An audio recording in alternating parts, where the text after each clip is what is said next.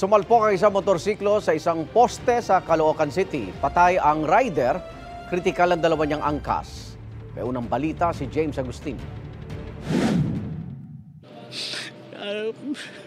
Mahal na mahal ko mga anak ko na yan.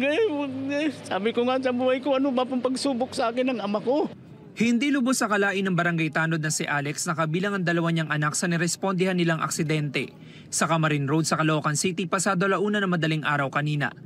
Tumilapon ng 3 lalaking biktima matapos sumalpok ang sinasakyan nilang motorsiklo sa isang poste ng signage.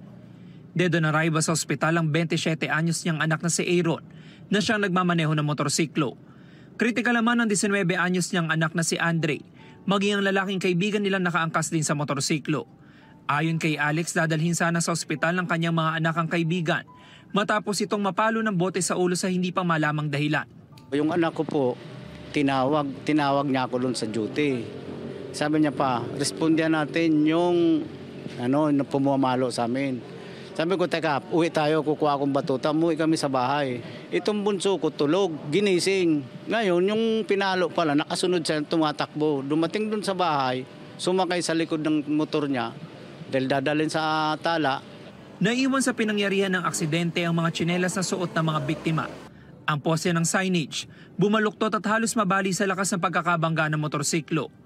Kwento ng saksi, mabilis ang takbo ng motorsiklo at walang suot na helmet ang 3 sakay nito. Biglang may narinig kami malakas na tunog tapos bigla ko na lang nakita may lumilipad na motor. Yung bunso na driver, yung ganito biak. Tapos yung isa naman, yung napalo na sinasabi ko, yung napalo naman, sa mukha ang nakita namin na parang duguan eh. Tapos yung isa nakadapa, hindi namin alam kung saan ang tama. Sabi ng mga taga-barangay, accident-prone ang lugar, kaya may nakalagay doon na signage bilang paalala sa mga motorista. Ang dami ng aksidente dyan, sa lugar na yan, yung paliko.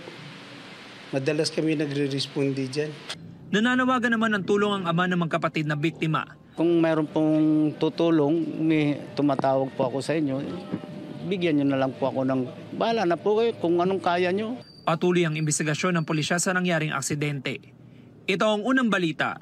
James Agustin para sa GMA Integrated News.